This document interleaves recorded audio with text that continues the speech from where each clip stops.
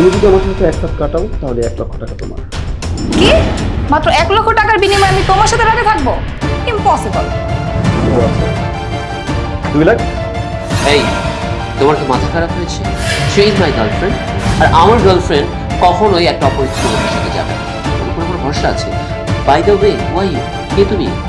আচ্ছা, আমি কেটে আপনারা যেখানে বসে আপনাদের পার্সোনাল টাইম স্পেন্ড করতেছেন এই হোটেলটা, আর এরকম হোটেল না তাহলে 5-6টা ঢাকা শহরে আমার আছে। আর বাকি কি কি আছে সেটা আপনার গার্লফ্রেন্ড যদি আমার সাথে যায় তখন জানতে পারবেন। এই 2 লক্ষ টাকার বিনিময়ে আমি কোনো অপরিচিত মানুষের সাথে যাব না। না, 3 লক্ষ টাকা আমার জন্য কম হয়ে যাচ্ছে না?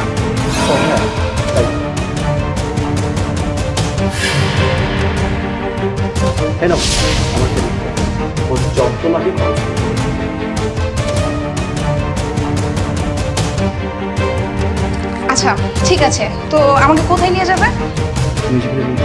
সারা, তুমি সামান্য টাকার জন্য একটা অপরিচিত মানুষের সাথে যাবে? তাছাড়া তুমি তোমার গার্লফ্রেন্ড, 1 বছর যাবত আমরা একসাথে আছি, আর আজকে কিনা সামান্য টাকার জন্য নিজেকে বিক্রি করে দিবে? এই, এতগুলো টাকা কি তোমার সামান্য মনে হচ্ছে? হ্যাঁ, জীবনে কি এই চোখ দিয়ে এতগুলো টাকা কখনো দেখেছো? চলো, তোমার সাথে রিলেশন করা আমার মোটর পছন্দ না। আর তোমাকে আমি অনেক সহ্য করেছি, কি পেয়েছি তোমার সাথে আমি রিলেশন করে? তোমার মতো বড়ি চুরি করে একটা রাস্তা আমি কিছু দিই। চলো চলো চলো। এই, ছাড়ো আমার হাত। ছাড়ো।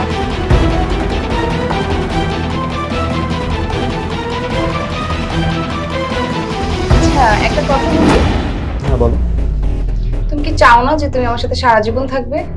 কেন চাইবো না? তাহলে তখন তুমি আমাকে 1 রাতের কথা বললে কেন? আরে ওইটা তো জাস্ট এমনি বলছিলাম। ও আচ্ছা, আর আমি যদি তোমার সাথে সারা জীবন থাকি তাহলে তুমি আমাকে কত টাকা দেবে? সারা জীবন থাকতে তোমাকে আমি টাকা কেন দিব? আমার যত সম্পত্তি আছে সব তো তোমার নামে হবে, তাই না? জানো, আমি এতদিন ধরে তোমার মতো একটা বয়ফ্রেন্ড খুঁজছিলাম, যেটা আল্লাহ আমাকে এতদিন পরে মিলে দিয়েছে, যে অনেক ধনী থাকবে, আমার অনেক টাকা পয়সা থাকবে, আমার সব স্বপ্ন পূরণ করবে। যাক, এতদিন পর পেয়েছি। আচ্ছা, বাই দ্য ওয়ে, তোমাকে একটা প্রশ্ন জিজ্ঞেস করি আমি। হ্যাঁ। মানে তুমি হুটহাট তোমার বয়ফ্রেন্ডকে এভাবে ছেড়ে দিলা, ইনস্ট্যান্ট ডিসিশন, মানে কেন? আরে রাখো তো ওর কথা, ও কি আমার বয়ফ্রেন্ড হলো নাকি?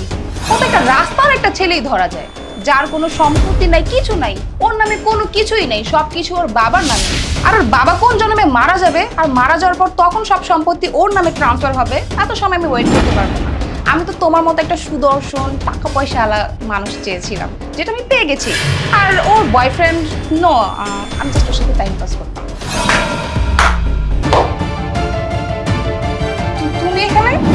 আমি তোমার টাইম পাস ছিল, আমার সত্যিকারের ভালোবাসাটা অবমূল্যায়ন করে টাইম পাস করতে, তাই না? আমার বাবা মারা যাওয়ার পরে আমি সম্পর্ক পাই। আমি তো কখনো কল্পনাই করতে পারি না যদি আমার বাবা মারা যায়। আমি চাই আমি যতদিন বেঁচে থাকি ততদিন আমার বাবা আছে, আর তাই ফিরে বাবার সম্পর্কে আমি মনে করি আমি নিজের পায়ে দাঁড়াবো, নিজের যোগ্যতায়। আমি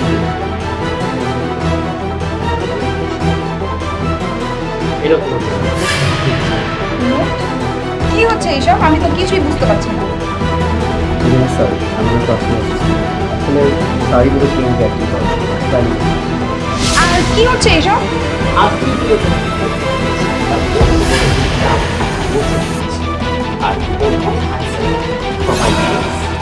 আর করেছি। প্লিজ সৈকত, দেখো আমার ভুল হয়ে গেছে। আসলে এতগুলো টাকা দেখে আমি আমার লোভ সামলাতে পারিনি, আর এতগুলো টাকা আমি কখনো নিজের চোখেও দেখিনি। প্লিজ বিশ্বাস করো, আমার মাথা ঠিক ছিল না। এই টাকার লোভ করে নকল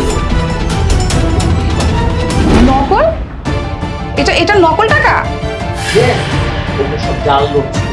তুমি টাকা দেখে লোভে এতটাই লোভাতুর হয়ে গেছো, চোখ বড় করে জিভ দিয়ে জল বের হওয়া শুরু হয়েছে যে একটা ছেলের সাথে তোমার বয়ফ্রেন্ড স্টিল দাঁড়ানো ছিল। তুমি একটিবার ভাবলে না বাজে সিচুয়েশন দাঁড়ানো রেখেছো? সৈকত প্লিজ, তুমি আমাকে একটিবার সুযোগ দাও, আমি আর কোনোদিন এরকম ভুল করবো না। এখন যখন দেখলে টাকাগুলো আমার হয়ে গেল, এই তোমার ভালোবাসাটা কি টাকার মতো বদল হচ্ছে? টাকা যেমন হাত বদল হয়, তোমার ভালোবাসাটা কি বদল হচ্ছে? হ্যাঁ, যখন দেখলে টাকাটা ওর তখন তোমার ভালোবাসা ওর, যখন দেখলে টাকাটা আমার কাছে চলে এসে তখন আমার ভালোবাসাটা আমার কাছে। তোমাদের মেয়েদের পাল্লা কি বাটখারা, যে কখন এদিকে কখন ওদিকে যাচ্ছে? What is this baby? মানুষ তো কত কিছুর লোভে পড়ে কত ভুল করে বলো। আমি তো কখনোই কোনো ভুল করিনি, বাট এই সামান্য কিছু টাকার জন্যই আমি সব কিছু ভুলে গেছিলাম। প্লিজ তুমি আমাকে মাফ করে দাও, আর একটা বার সুযোগ দাও।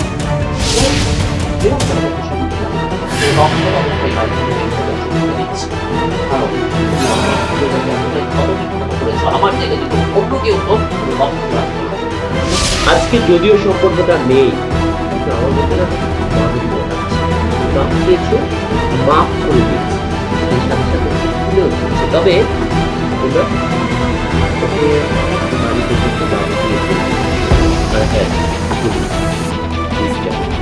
তোমার যাও যাও।